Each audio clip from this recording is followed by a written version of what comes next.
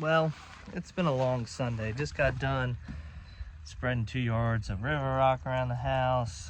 Just put rear brakes here on this truck. I'm probably gonna have to replace the caliper brackets. I have a slide pin that's froze up, but it's late Sunday. I don't really have an option. Put new pads on it that I had, and I'm just gonna ride it and fix it right. It's good for now, but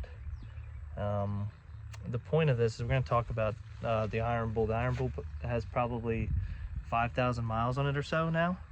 So I'm going to go over everything, just kind of show you what my first impressions, everything I like and everything I dislike about this. All right, so we'll start here. It's got heavy duty chains. I like those. Yeah, I'm going to cross them. They're not even hooked in. Just hooked up to the trailer. Spare tire mount is nice. Doesn't fit this wheel for some reason, but at least I can get one lug nut through. So that kind of is upsetting, but it is what it is. I love how big this front box is. You can have all my regular straps, 30-foot straps rolled up over here, all my lasso straps over here, plenty of room. I mean, I could probably fit, I don't know, 20, 30 straps over there at least, which is really nice. This thing is heavy and loud though. My wife's trying to get a baby to sleep inside, so start at the front. Dual jacks, love dual jacks. These work really well. Doesn't take any effort to hook and unhook this thing. I let my wife do it. Excuse me. Let my wife do it, and no problem. I mean, it is a heavier trailer. It's I want to say it's like 7,400 pounds. But yeah, dual jacks, cranks real nice, cranks real easy. I think they're they're 12,000 pound jacks. So, or 10,000 lift capacity, 12,000 support. All right, moving back. Love the D-ring option. Love the rub rail option. The only thing is I wish they would have just made the rub rail all the way down the trailer. Because I've had, when I hauled those beds the other days, I was kind of in an awkward spot. We had to move our straps around to where we could use the rub rail, but it wasn't a big deal. I do like the D-rings, but I really don't think they're all that necessary. I don't know. I may come in a situation where I need them. I don't know what I'll be hauling, but you know, it is what it is. I've also been pretty happy with the drive over fenders. I've never really been a drive over fender guy. Never wanted a drive over fender trailer until I started hauling these trucks. And you can't really even tell they've been driven over. I mean, a 1500 isn't all that heavy. And it's not like I'm pulling a dually truck up over them. I don't know why you would do that, but it's not like I'm pulling anything all that heavy over, but they've held up great. Now, they've got a bunch of supports. I can't even see them flex or anything when I'm pulling a truck over it. And I'm only, with those 1500s, I'm only coming over one side. Either that side if I'm backing on, or this side if I'm driving on. And that's been good. The only thing I've seen on this trailer, and I haven't had anything here yet, I don't know if it's the way it was put together, but you see that there, and this weld is actually broken, and that's pushed down right there. I haven't had anything heavy enough, so I don't know. When we go around to the other side, we'll see if there's any other cracks like that. I mean, maybe the front of a truck wouldn't have been that far over. They pretty much are on the wood, so not sure if it was like that when we got it.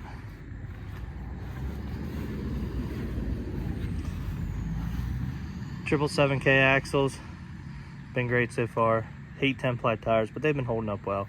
Like I said, then they got 5,000 miles on them, and they've been doing good. Everything else has been, they don't have greasable bolts in here, which I think is a little odd, but moving backwards, I've been loving these ramps. The angle kind of sucks for loading a car, which I did load cars on this. I just had to use a little ramp to step up to the ramps, and they were fine. I love the latches.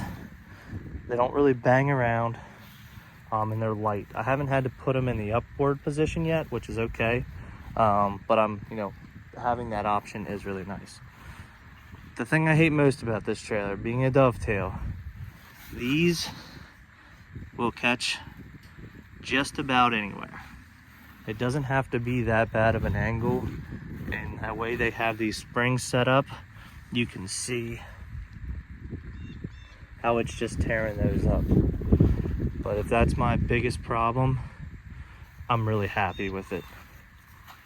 Dog just came out, scared the crap out of me. This side is all good. Same thing with the fenders, all good. Yeah, the only two spots, this isn't really one here because that weld's still good there. The little dip there, but that weld and that weld are still good. So I don't know if it was just put together like that and I didn't notice it or what, but other than that, I've been really happy with this trailer, and it's made me more money than just about, probably more money than even this thing when it was new. It's been really paying for itself, so it was worth the investment, and I'm really happy I made the decision to buy this trailer. I'm also really happy I decided just to get the 44 footer and not the 40, because I'd be kicking my butt if I needed like an extra foot or two and be like, man, I could have just bought the 44, but I didn't. Now I got stuck with this 40. So now I can't really, if it don't fit, it don't fit. There's really no other options. And some of the power company work we do, they have 44-foot poles, so they can't even go on a 40-foot trailer. So me being able to haul these on that's awesome. So far, I really don't have any complaints. If I had to give it a score, it'd be a 9 out of 10. Other than that, I love it. It's been doing its job. It's holding up good. Interested to see how things like as it gets older, like the paint hold up. Being a triple axle, how equalizers and axles hold up, how the lighting holds up, as far as how they have everything run. But been pretty happy with it. So back to work tomorrow. Just got this thing all put back together, done, cleaned up. Figured I'd make a video and let you guys know how this trailer's doing for me. Well, good morning. I'm gonna get these cars unloaded before it gets too hot today. It's supposed to be close to 90 degrees, but the transporter should be here at some point to get these picked up to go to Florida. This is one of them. This guy bought this to restore for his daughter. It's been in his family a long time. Bought it from a family member to restore. Should be a cool project. It actually runs pretty good. And then also hauling his two daughters' cars down. And they're all riding together, but I wanted to haul the cars down, and they're U-hauling and all kinds of stuff. Finally moving to Florida. He retired as a police officer, and he said he's getting the heck out of Maryland. I don't blame him. Don't blame him one bit.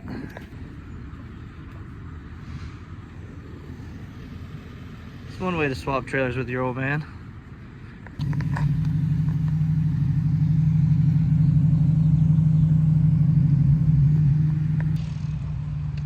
And it's nice to meet transporters that are actually reliable.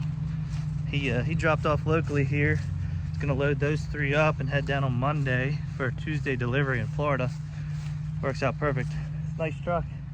He's got a Easy 4, but he's got a 18 Ram crew cab dually with 19.5s on it, and excuse me, it says it's got 400,000 miles on it. It's been great. So I always tell everybody 15 to 18 is the best trucks they made as far as the newer trucks, but you know how I feel about new trucks.